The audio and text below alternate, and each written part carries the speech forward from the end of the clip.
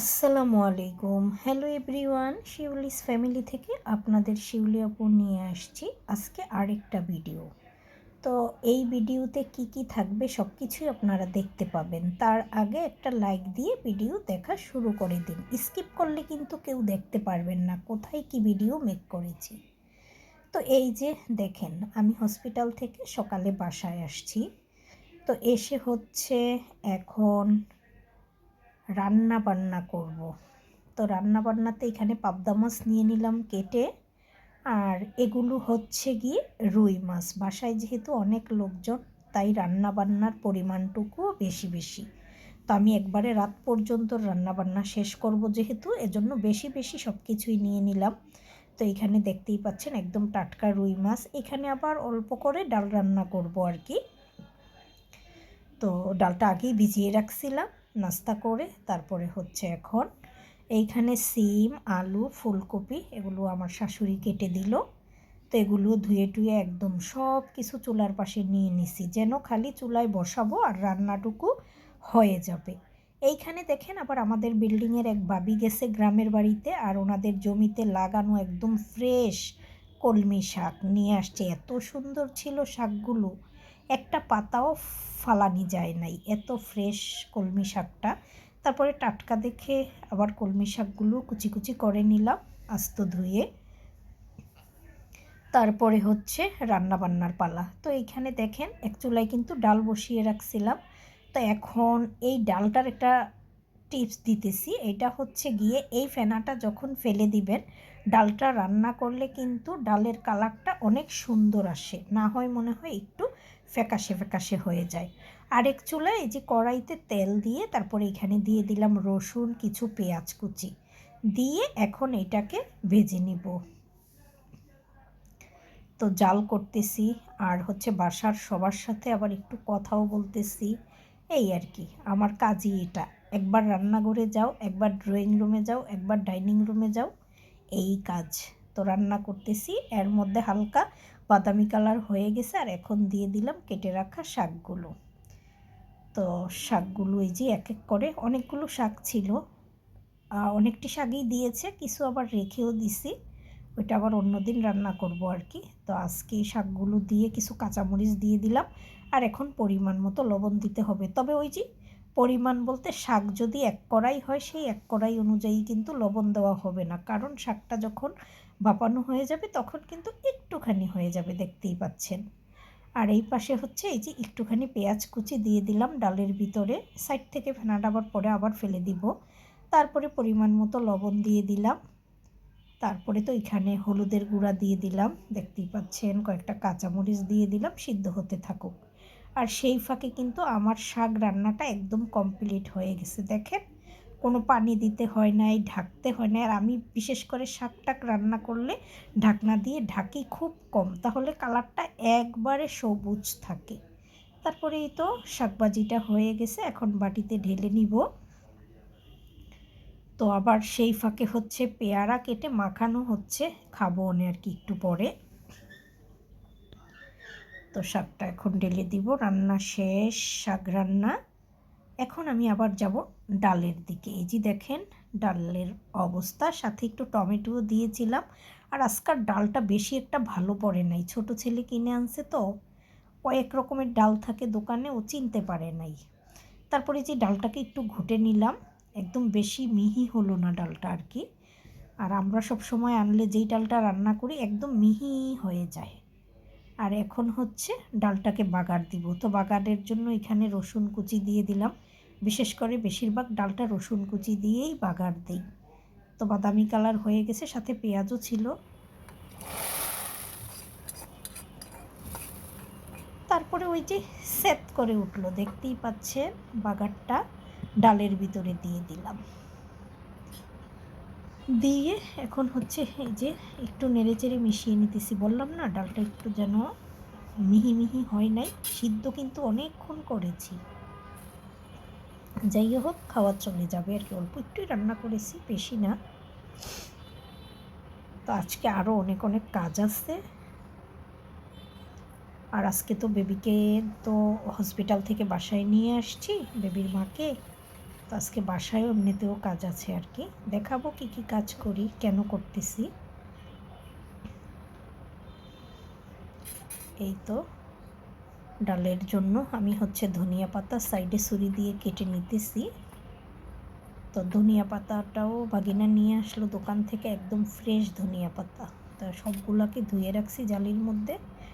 এই তো এখন দিয়ে দিলাম ধনিয়া পাতা, দিয়ে একটু নেড়ে চেড়ে তারপরে চুলাটা অফ করে দিব আর কি।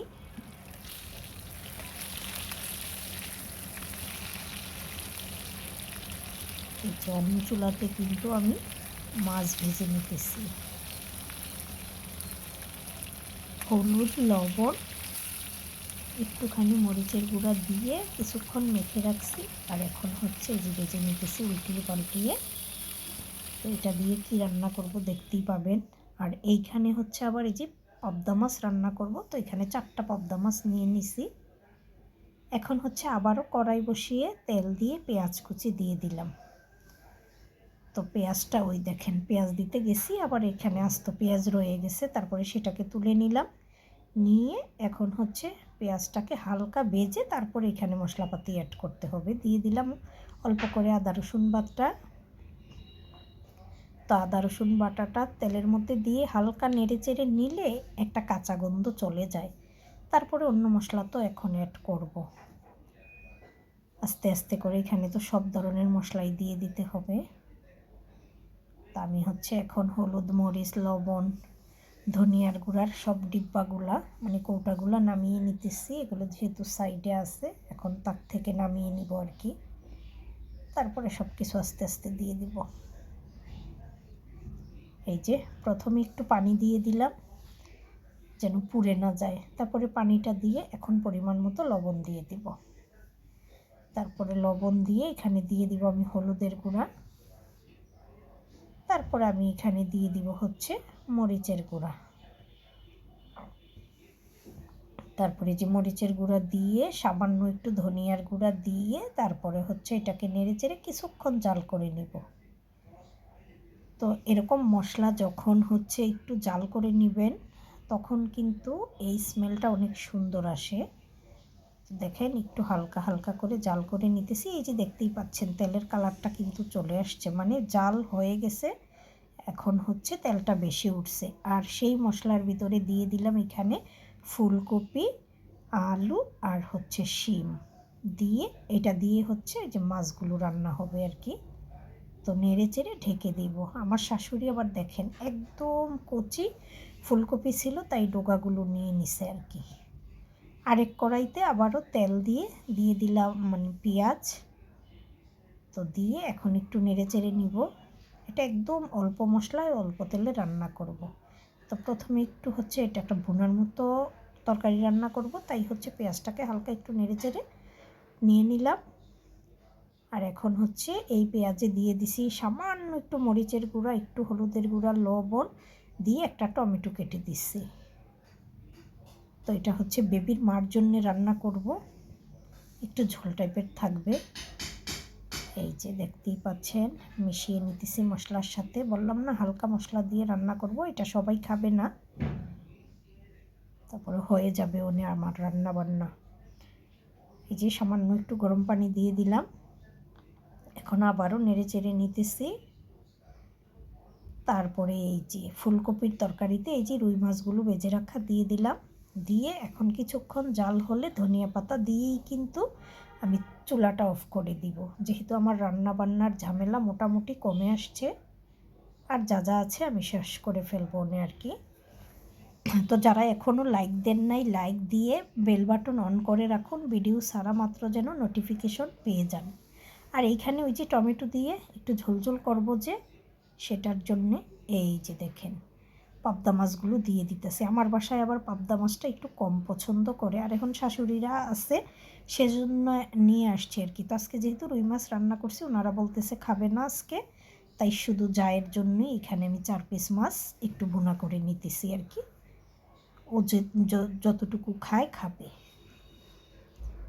আর এই যে এখন এই বোনা মানেই তো ধনিয়া পাতা। ধনিয়া পাতা আমাদের বাসায় ধনিয়া পাতা ছাড়া মনে হয় যেন চলেই না। তো মোটামুটি আমার রান্না বান্না কিন্তু শেষ হয়ে গেছে। তো বললাম না আজকে অনেক অনেক কাজ আছে। তো এই যে রান্না বান্না শেষ, এখানে এই যে রুই মাছের তরকারিতেও আমি ধনিয়া পাতা ছিটিয়ে দিয়ে দিলাম। তো এটাও শেষ, চুলা অফ করে দিব। চুলা অফ করে এই তরকারিটাকেও আমি বাটিতে ঢেলে নিব আর কি। কে কে রান্নার পরে এরকম কড়াইতে রাখেন না বাটিতে ঢেলে ফেলেন, কমেন্ট করে জানাবেন। আমি তো যতটা তরকারি রান্না হবে সব মনে করেন বাটিতে নিয়ে নিই। তারপরে এখানে শাকভাজিটাকেও বাটিতে আগেই তো নিয়ে নিছি। সব কিছু রেডি করে আমি টেবিলে দিয়ে দিব আর কি। তারপরে যারা মুরব্বি আছে, আমার জায়ের মা আছে, মানে আমার মাউই মাও আছে বাসায়, ননদরা আছে সবাই। তারপরে এই যে এখানে দেখেন মাছ ভুনাটাও নিয়ে নিলাম একটা বাটির মধ্যে। আবার আগের দিনেরও তরকারি রয়ে গেছে বাসি, সেইটাও আমি গরম করে করে রাখছি, যে খায় খাবে আর কি। তারপরে এখানে ফুলকপির তরকারিটাকেও আমি মনে করেন বাটিতে নিয়ে নিলাম। এই যে তারপরের কাজগুলো আমি দেখাচ্ছি কি করতেছি। তো এই যে দেখেন সকাল সকাল কিন্তু আমার শাশুড়ি আর হচ্ছে বড় ছেলে গ্রামে চলে গেছে, যেহেতু বেবির আজকে 7 দিন আকিকা দেওয়া হবে। আমরা কেউ যাব না, বেবির আম্মু যেহেতু একটু অসুস্থ বাসায় আছে। তো খালি বড় ছেলে আর আমার শাশুড়ি গিয়ে আকিকা দিয়ে আবার চলে আসবে আর কি। আর আজকে হচ্ছে 7 দিন, তাই বাবুর এখন চুল কেটে দিব। তো আজকের এই ভিডিওটা কেমন লেগেছে কমেন্ট করে জানাবেন, লাইক কমেন্ট শেয়ার দিবেন। আসসালামু আলাইকুম, আল্লাহ হাফেজ।